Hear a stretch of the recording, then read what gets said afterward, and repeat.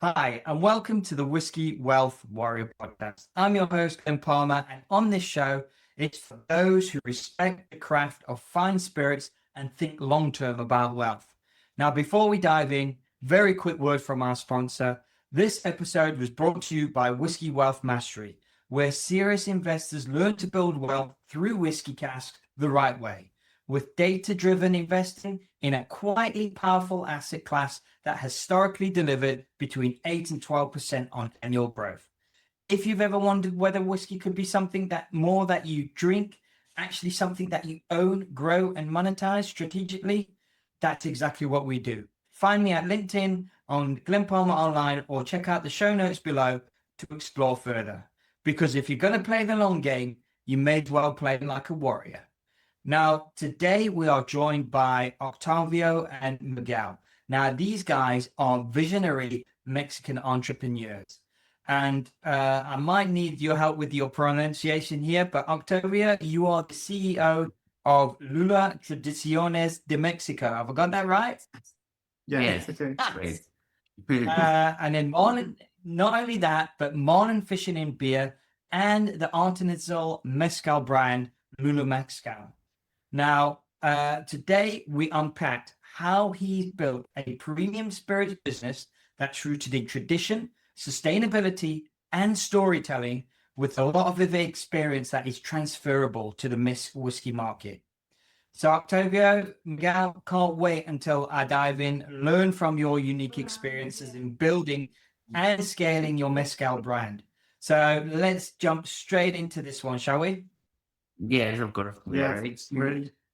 So, guys, first question. If time travel became a reality and you had a chance to go back in time to when you first started your career, what advice would the person that you are now tell your younger self? Well, that's an interesting question. Because we have in my case, is my career is not so long, but it's like, okay, you have to be really patient. You have to listen all the advices that the people give to you to start a business or improve something.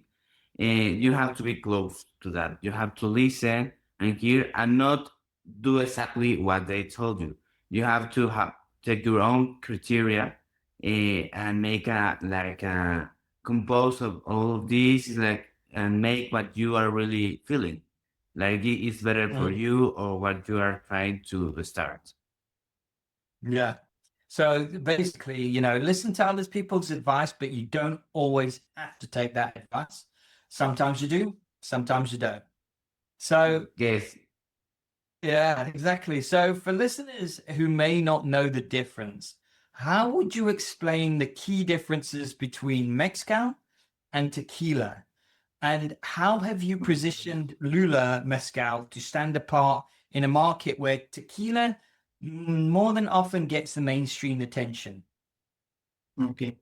It is more some difference about versus mezcal and tequila. The main difference, I think, the tequila, it's made for one kind of agave.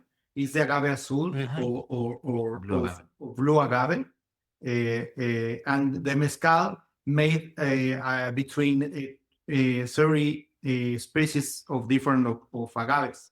Is the first difference, and you can find more flavors, more kind of species with have many difference like tequila. Tequila is only kind of agave. The second one, I think, actually the tequila is the most production of tequila is industrial production, and the mezcal is artisanal and ancestral even.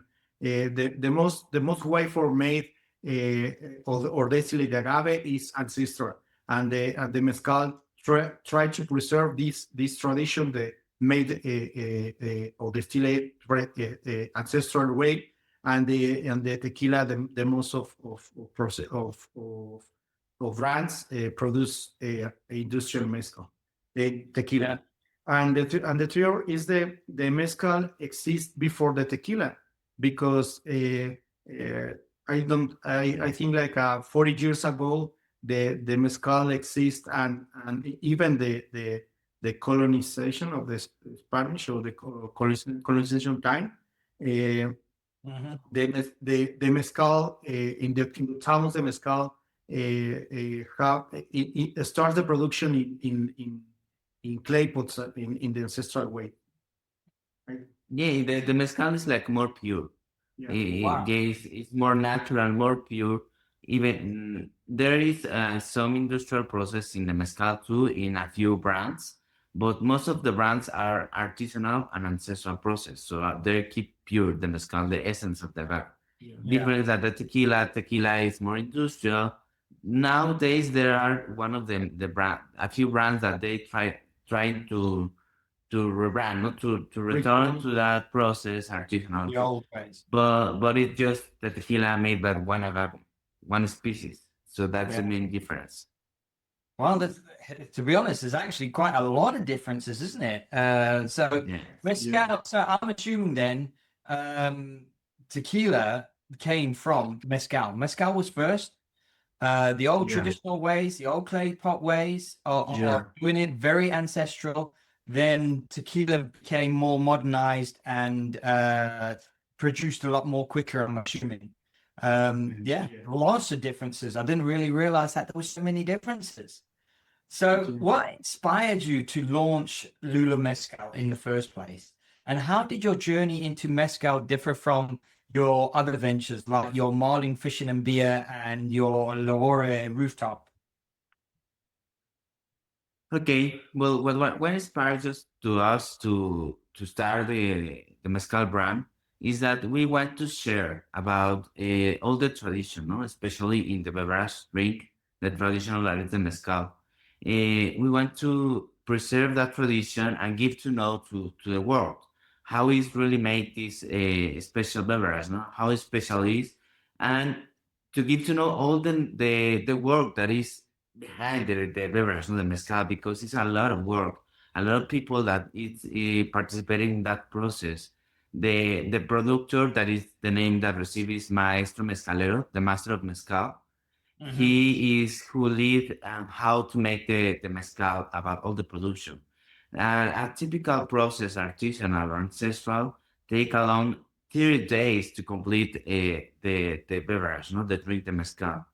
Instead of, for example, start with the plant, no? It takes a lot of time to grow the plant, the agave. Yeah. It depends about the species, because there are a few that take 5 years, 6 years to grow, but there are others that take around 25 years or 30 years to be ready to prepare the mezcal. So Wow. we want to share all about this. Eh, and the difference about with the Marlin Fish and Beer and Luhulaa Rooftop is that this is a market that is more enfocated in the restaurant.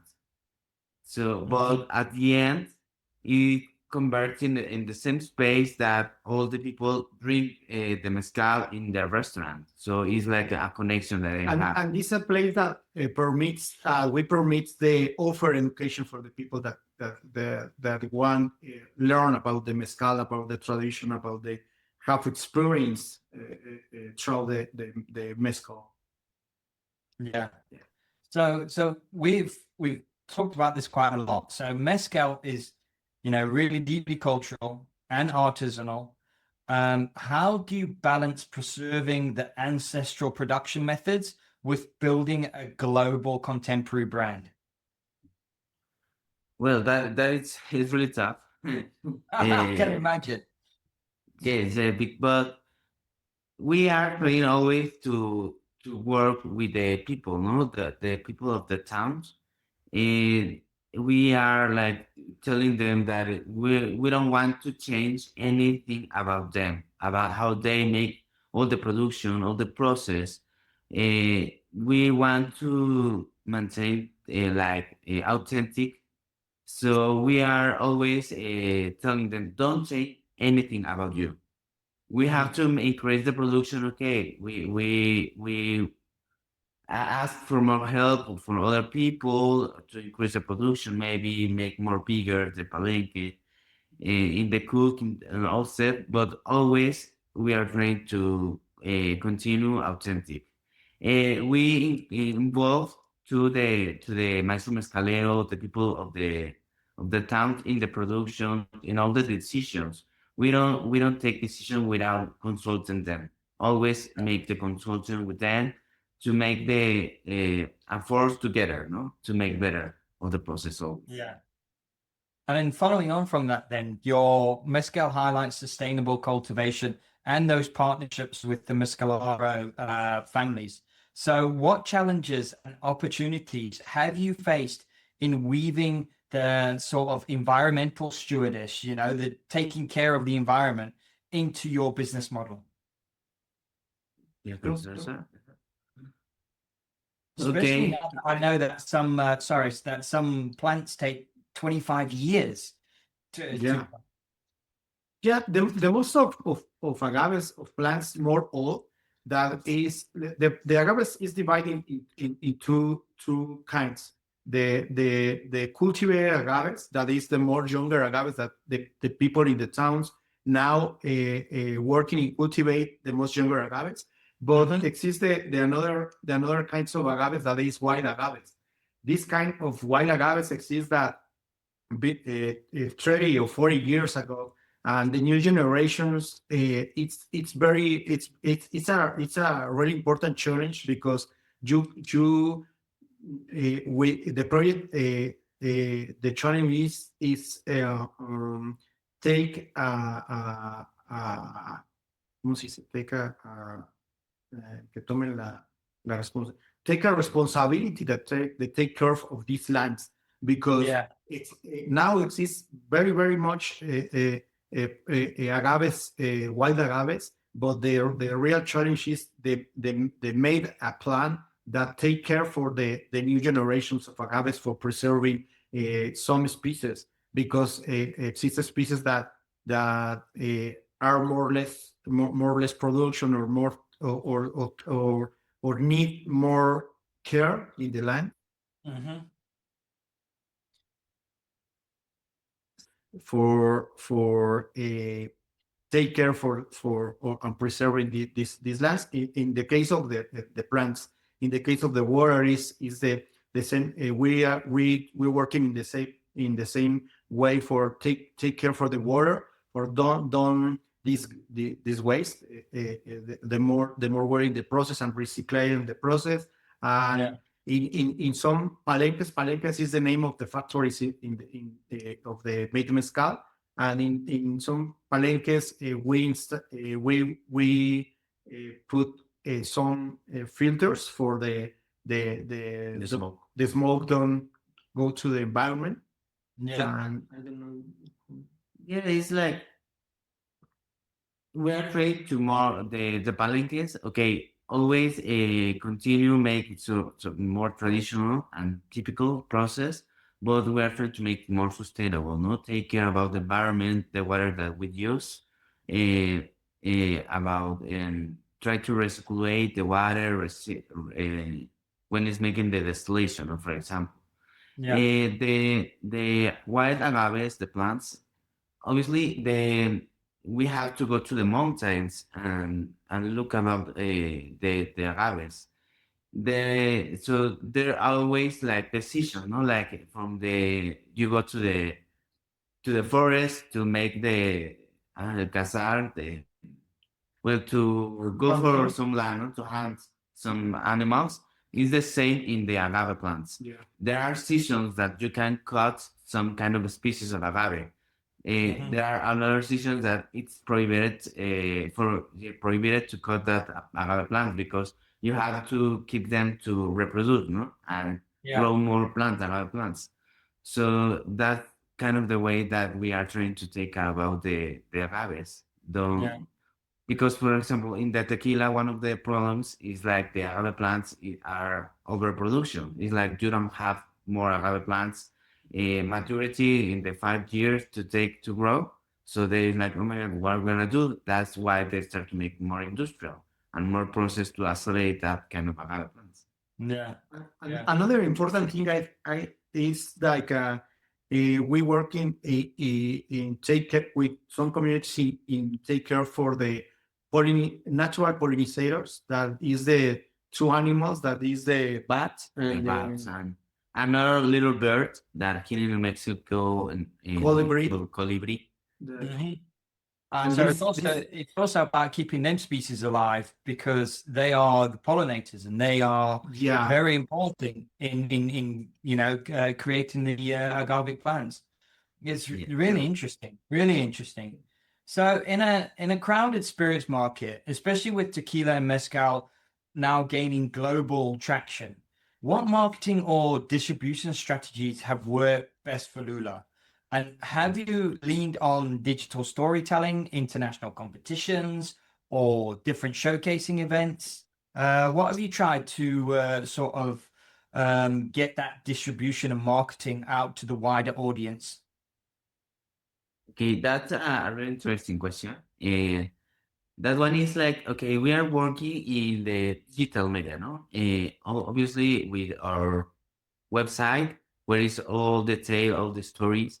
On Instagram, we are participated in several contests around the world, maybe like in Italy, in the Roma Bar Show, for example.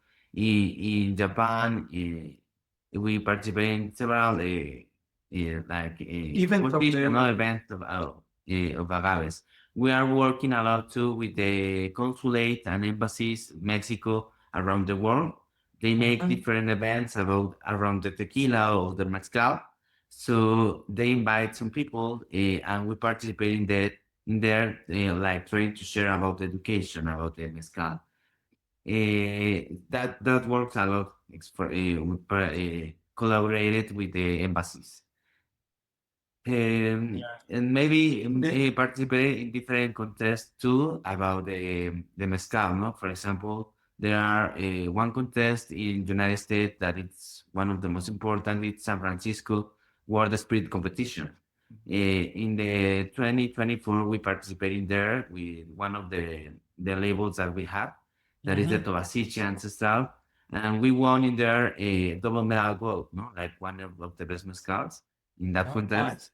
and we Nice. received an article first that put this mezcal Tovasiche like one of the 31 best mezcal around the world. Wow. So that kind of contest and articles that go around, that's a lot of a good publicity for us, no? For me, Yeah. like it's one of the most best mezcals. Yeah. for And for this for Yeah, sorry. yes. this is where I see a lot of congruency between whiskey and mezcal. It's a story, it's the recognition, it's the way that it's created. It's very much telling a story of how it has been created, how it has been put down from generation to generation on how to make this. That's where I can see a lot of synchronicity. So as mezcal gains global recognition, have you seen interest from people wanting not just to invest in the brand, but also the spirit itself? For example, owning our own cask, or especially the older mezcal sort of cask stocks. Even casks by the way of buying into the culture and that long-term value of mezcal. And do you think mezcal could follow a very similar path to premium whiskey, where collectors and investors are seeing aged stock as both a heritage and an asset to hold? Yes, because the mezcal is like if you live in the glass, then instead of, for example, the tequila, then that you put in the wood, you they receive like reposados, no? But here, the name that they receive is like the mezcal maturity in glass. So you So have to put the mezcal in the glass, like in there, like a long time. and the mezcal the flavor is going to be much better. Maybe you are not going to feel a lot of, like the flavor of the alcohol, but the agave plant is going to be all the flavor. No? It's going to be like really rich about the agave plants. So for more time that's spent in the glass, is going to be better the flavor. So the value is going to increase. Yeah, and it depends about the agave too. No, for example, Yeah. we have a batch of one plant that the name is Cierrudo. Cierrudo that agave. It takes 25 years to grow. So then you start the production. We have that small batch actually, but because it's not like too big. But we put it in the glass, no? It's like in maturity in glass, like we have like 2 years. 2 years and a half. I had 2 years and a half maturity in glass. So the flavor is it's So much better than when in big glass casks, or is it just like in bottles and stored away? like in a bottles, not like 20 liters. It's not like 20 so big. liters, yeah. So big. It's like different, no? A lot of them. Yeah. But this is especially because the master of mezcal who made this batch of Cierrudo, he was really young. Actually, was of the youngest promise about the run of the mezcal, but unfortunately he passed away.